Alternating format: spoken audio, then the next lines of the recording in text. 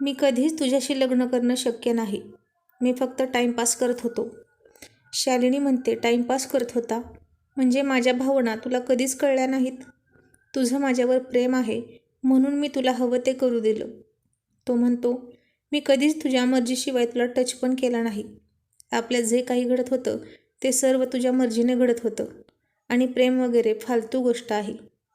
तू पण ते सर्व एन्जॉय करत होती ना? आणि हे लग्न मध्येच कुठून आलं? राजवीर आणि अमर हे दोघे सख्खे भाऊ होते. राजवीर मोठा होता आणि अमर लहान होता. राजवीर खूप हुशार, समंजस, हसतमुख आणि मेहनती मुलगा होता. अमर मात्र हट्टी, आळशी, चिडचिडा होता. राजवीर 9 वर्षाचा होता आणि अमर 4 वर्षाचा. तेव्हा त्यांची आई देवाघरी गेली होती. मरताना तिने राजवीरला जवळ बोलवून सांगितलं की तू अमरला कधीही दूर लोटू नको. तो हट्टी आहे. तू त्याला आईचं प्रेम दे. त्याला तू आयुष्यभर जपशील असं मला वचन दे. राजवीर आईच्या डोळ्यात पाणी आणून वचन देतो. आता दोघे पोरके झाले होते, पण राजवीर अमरला कधीही आईची उणीव भासू देत नव्हता. एका इमारतीच्या बांधकामावरती काम करत होता. अमर मात्र खेळत होता, इतर मुलांच्या खोड्या काढत होता. राजवीर तेही निस्तरत होता, पण कधीही त्याने अमरवर हात उचलला नाही किंवा त्याला ओरडला नाही. दोघा भावांचे एकमेकांवर खूप प्रेम होते. राजवीर स्वतः उपाशी राहून त्याचा घास अमरला द्यायचा. स्वतः इच्छा मारायचा, पण अमरला प्रत्येक गोष्ट द्यायचा. दोघेही मोठे झाले. हळूहळू राजवीर कन्स्ट्रक्शनची कामे घेऊ लागला. त्याने लवकरच आपल्या मेहनत आणि हुशारीने व्यवसायात जम बसवला. अमर कॉलेजमध्ये शिकत होता. तो सतत रेसिंग, सिनेमा, पार्ट्या आणि मुलींमध्ये असायचा. कोणत्याही गोष्टीचं त्याला गांभीर्य नव्हतं आणि कोणाच्याही भावनांची कदर नव्हती. फक्त तो राजवीरचंच ऐकायचा. आता तो कॉलेजच्या हॉस्टेलवर राहत होता. त्याच्या रूममध्ये कायम मुली असायच्या, फक्त त्याचे शौक पूर्ण करण्यासाठी. तो मागेल तेवढा पैसा राजवीर त्याला देत होता. तो सर्व पैसा अय्याशीमध्ये उधळत होता. त्यामुळे त्याला वाईट सवयी लागल्या होत्या. राजवीरचे लग्नाचे वय होऊन गेले होते, पण काम आणि अमरच्या काळजीने त्याच्या मनात कधी स्वतःचा विचार आलाच नाही. आणि एकदा तो सिग्नलवर उभा असताना शालिनी दिसते. पडत्या पावसात ती एका म्हाताऱ्या आजोबांना रस्ता पास करून देत होती. एका हाताने छत्री धरली होती आणि दुसऱ्या हाताने आजोबांचा हात धरला होता. त्यातच तिची ओढणी खांद्यावरून खाली यायची, केस तोंडावर यायचे. सगळं मॅनेज करताना तिची तारांबळ उडत होती. ती भांबावली होती. तिला तशी पाहून राजवीरचं भान हरवून जातं. पहिल्यांदाच त्यानं असं कोणत्या तरी मुलीकडे त्या नजरेतून पाहिलं होतं आणि पाठीमागून सगळेजण राजवीरवरती चिडले होते.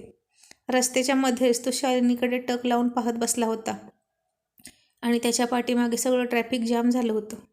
शालिनीला पाहिल्यापासून राजवीर तिच्या प्रेमात पडला. शालिनी BAच्या 3ऱ्या वर्षात शिकत असते. अमर खूप डॅशिंग, हँडसम आणि रुबाबदार असतो. कॉलेजमधल्या सगळ्या मुली त्याच्या मागे मागे फिरत असतात. शालिनीला सुद्धा त्याची भुरळ पडते आणि त्याच्याशी मैत्री करण्यासाठी ती धडपडत असते. अमरला सुद्धा चेंज म्हणून कोणीतरी नवीन गर्लफ्रेंड हवी होती. तो तिच्याबरोबर पार्टीला जायचा, फिरायचा, डान्स करायचा. ती त्याच्या प्रेमात पडली. तिला वाटलं तो सुद्धा तिच्या प्रेमात पडला आहे. आता त्या दोघांचं भेटणं वाढलं होतं. रात्री अपरात्री ती त्याला भेटण्यासाठी चोरून घराच्या बाहेर जायची. त्याच्या मिठीत शिरायची, त्याला किस करू द्यायची. तो तिच्यासोबत टाईमपास करत होता आणि ती त्याच्या टाईमपासला प्रेम समजत होती. असेच काही महिने निघून गेले. शालिनी अमरमध्ये खूप गुंतली होती. राजवीरला सुद्धा शालिनी आवडली होती आणि तो त्याच्या आजीला घेऊन शालिनीला मागणं घालण्यासाठी तिच्या घरी जातो. प्रसिद्ध बिझनेसमॅन राजवीरचं स्थळ शालिनीसाठी आलं आहे हे ऐकून तिच्या आईवडिलांना खूप आनंद होतो आणि ते बघण्याचा कार्यक्रम ठरवतात. शालिनी नाईलाजाने आईवडिलांचं मन राखण्यासाठी राजवीर सोबत बोलू लागते. राजवीर मात्र तिच्याकडे एकटक पाहत असतो. तो तिच्यासोबत भावी आयुष्याची स्वप्ने पाहू लागलेला असतो. पण संधी साधून शालिनी त्याला सांगते की माझं एका मुलावर प्रेम आहे आणि मी त्याच्याशीच लग्न करणार आहे. तुम्ही कितीही श्रीमंत असला तरी मी तुमच्याशी लग्न नाही करू शकत. मला माफ करा. आणि राजवीरच्या स्वप्नांचे तुकडे तुकडे होतात. एकच मुलगी त्याला आवडली होती आणि ती सुद्धा अशा प्रकारे त्याला नकार देत होती. खरंच नशीबवान आहे तो मुलगा ज्याच्यावर तुम्ही प्रेम करता. मीच कमनशिबी आहे जो तुमच्या आयुष्यात उशिरा आलो असे म्हणून तो तिथून निघून जातो.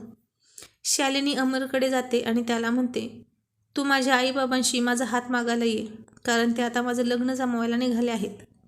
तेव्हा अमर खूप मोठ्याने हसतो आणि म्हणतो, मी कधीच कोणाशी लग्न करणं शक्य नाही. मी फक्त टाईमपास करत होतो. शालिनी म्हणते, टाईमपास करत होता म्हणजे माझ्या भावना तुला कधीच कळल्या नाहीत. मी तुझ्यावर खरं प्रेम करत होते अमर, आणि मी फक्त तुझ्याशी लग्न करीन. तुला कुणी सांगितलं माझ्यावर खरं प्रेम करायला? मी सांगितलं का? मी कधीच तुझ्या मर्जीशिवाय तुला टच पण केला नाही. आपल्यात जे काही घडत होतं ते सर्व तुझ्या मर्जीने घडत होतं. आणि माझ्यावर प्रेम वगैरे म्हणशील तर तू तुझ्या मर्जीने केलं आहेस. तू पण हे सर्व टाईमपास म्हणून विसरून जा. अमर अख्ख्या कॉलेजसमोर शालिनीला लाज येईल असे बोलत होता आणि ती रडत होती. तो म्हणतो, ती तनू रोज माझ्या बेडरूममध्ये असते, माझी इच्छा पूर्ण करते, आणि कितीतरी मुली आहेत ज्या माझ्यासोबत राहतात. मी काय सगळ्यांशी लग्न करायचं का? तू माझ्याशी कधीतरी लग्न करशील म्हणून मी तू म्हणशील ते माझ्यासोबत तुला करू दिलं. मी एका चांगल्या घरातील मुलगी आहे अमर. अशा भाषेत नको बोलू माझ्याशी प्लीज. आता तर तो टाळ्या वाजवून म्हणतो, बघा, चांगल्या सभ्य घरातील मुलगी बघा. ही मला चोरून रात्री भेटत होती, माझ्यासोबत कमी कपडे घालून पार्टी करत होती आणि म्हणे सभ्य मुलगी. प्रेम, लग्न या गोष्टी माझ्या डिक्शनरीत येत नाहीत. आणि शालिनीवर जणू वज्राघात होतो. ती खूप रडते. काही दिवस कॉलेजला पण जात नाही. ती अमरला विसरण्याचा प्रयत्न करत होती. मग एके दिवशी एका दुकानात तिची भेट राजवीर सोबत होते. त्याला पाहून तिला स्वतःची लाज वाटत होती. ती त्याची नजर टाळत होती. पण राजवीर निर्मळ मनाने तिची विचारपूस करतो आणि म्हणतो, तुमचं लग्न होणार होतं ना? आणि तिची जखम पुन्हा ताजी होते. आणि ती त्याला रागात म्हणते की, मी तुम्हाला नकार दिला म्हणून माझी खिल्ली उडवत आहात ना? त्यानं मला धोका दिला. तो माझ्यावर प्रेम करत नव्हता, फक्त टाईमपास करत होता. झाला आता आनंद हे ऐकून? राजवीर हाताची घडी घालून गप्प सगळं ऐकून घेतो. काही वेळाने ती शांत होते आणि तिची चूक तिला समजते. अमरचा राग ती राजवीरवर काढत होती. मग त्याची माफी मागते. तो म्हणतो, एका अटीवर माफ करेन, माझ्यासोबत एक कॉफी प्यायची. तिलाही यावेळी कॉफीची गरज होती. त्याने तिच्या मनातलं बरोबर ओळखलं होतं. काही महिने निघून जातात. आता दोघे चांगले मित्र होतात. राजवीरच्या सानिध्यात ती पुन्हा खुलते. तो तिला फिरायला न्यायचा, तिचा आदर करायचा. ती अमरला पूर्ण विसरून जाते आणि राजवीरवर प्रेम करू लागते. पण अमरला शालिनी आयुष्यातून निघून गेल्यापासून कशातही मन रमत नव्हते. त्याचे जुने सर्व मित्रमैत्रिणी सोबत असतात. पूर्वी जसा तो बिनधास्त आयुष्य जगायचा तसाच आताही तो जगत होता. पण तरीही शालिनीशिवाय त्याला सगळं भकास वाटत होतं. कुठलीही गोष्ट तो पूर्वीसारखी एन्जॉय करत नव्हता. तिचं ते निरागस हसू, भाबडेपणा त्याला भूतकाळातील आठवण करून देत होता. तिची किंमत त्याला कळली होती. त्याचं बदललेलं वागणं राजवीरच्या लक्षात येतं आणि कारण विचारल्यावर तो त्याला सगळं खरं खरं सांगतो. राजवीर म्हणतो की तू प्रेमात पडला आहेस. एक काम कर, तू त्या मुलीची माफी माग, ती नक्कीच तुला माफ करेल. आणि तो शालिनीला गुलाबाचा बुके देऊन म्हणतो की आय लव्ह यू. मला माफ कर शालिनी. प्रेम काय असतं हे मला आता कळलं आहे. ती तो बुके शांतपणे घेते. मी तुला माफ केले असे म्हणते, पण मी आता दुसऱ्या कुणावर तरी प्रेम करत आहे. नाही शालिनी, तू असं नाही करू शकत. तू फक्त माझीच आहे, मलाही असंच वाटतं होतं, पण तूच माझे डोळे उघडले. आता मी त्याच्याशी लग्न करणार आहे. तुझ्यामुळे एकदा त्याला मी गमावले होते, पण आता नाही. तसं मी होऊ देणार नाही. तो माझ्यावर खूप प्रेम करतो. टाईमपास तो नाही करत. ज्याच्यावर आपण प्रेम करतो त्याने वेदना दिल्यावर मनाला किती घाव बसतात हे मी अनुभवले आहे, आणि तो अनुभव मला त्याला नाही द्यायचा. आणि ती निघून जाते. राजवीर व शालिनीच्या लग्नाची तयारी सुरू असते. ती आज खूप खुश होती. अमरसुद्धा काही काळ स्वतःचे दुःख विसरून लग्नाच्या तयारीत लागतो. पण तो तिच्या आठवणीत झुरायचा. त्याचा उदास चेहरा पाहून राजवीरला दुःख होत होते. माझ्या भावाचे प्रेम त्याला मिळालं नाही आणि मी हे लग्न करत आहे. तो अमरला समजवायला जातो. तो खूप रडत असतो, कारण उद्याच तिचं लग्न असतं. राजवीर म्हणतो, लग्नाच्या आधी एकदा आपण तू ज्या मुलीवर प्रेम करतो तिला भेटूया. मी तिला समजावतो. तुझं तिच्यावर खरं प्रेम आहे हे सांगतो. आणि दोघंही तिच्याकडे जायला निघतात. राजवीरच्या गाडीचा आवाज ऐकून ती धावत बाहेर येते आणि शालिनीला समोर पाहून राजवीरला धक्का बसतो. शालिनीही चकित होते. अमर राजवीरचा भाऊ आहे हे तिला समजतं. तिने हाताला मेहंदी लावली होती, हिरवा चुडा घातला होता. उद्या तिचं राजवीरसोबत लग्न होतं. पण अमरचं ज्या मुलीवर प्रेम होतं ती शालिनी आहे हे पाहून राजवीरला मोठा धक्का बसतो. तो काही वेळ तसा शांत उभा होता.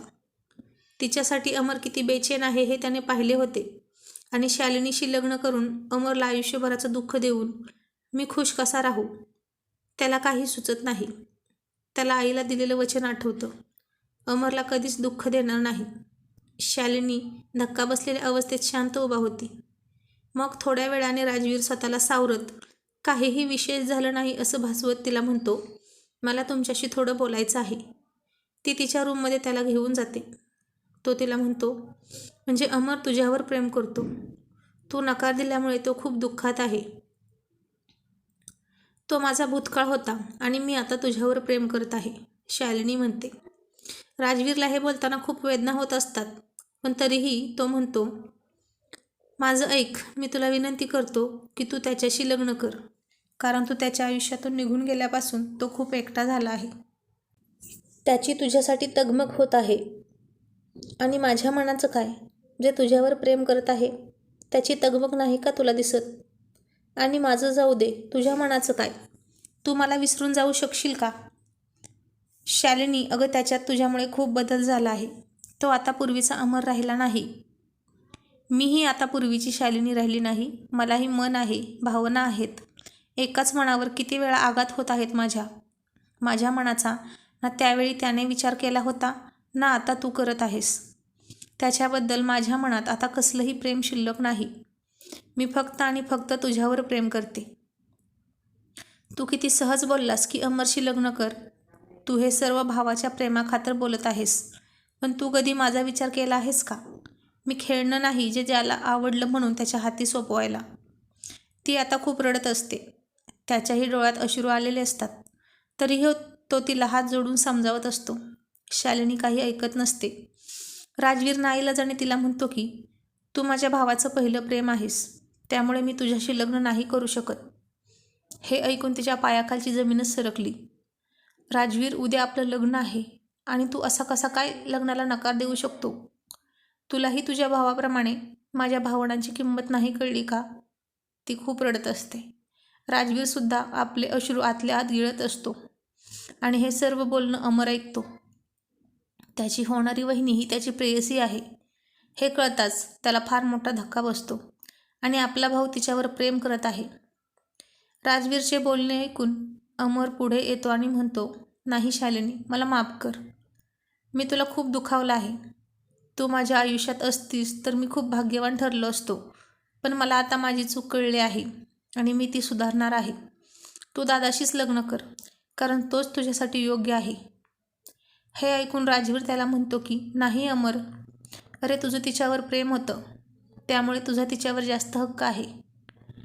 त्यांचं हे संभाषण ऐकून शालिनीला प्रचंड राग येतो आणि खूप वेदना होत होत्या.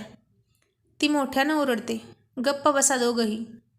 तुम्ही दोघांनी माझ्या आयुष्याचा असा खेळ का मांडला आहे? मी कोण वाटले तुम्हाला? तुमचं एकमेकांवर खूप प्रेम आहे. भावाच्या आनंदासाठी तुम्ही दोघंही त्याग करायला तयार आहात.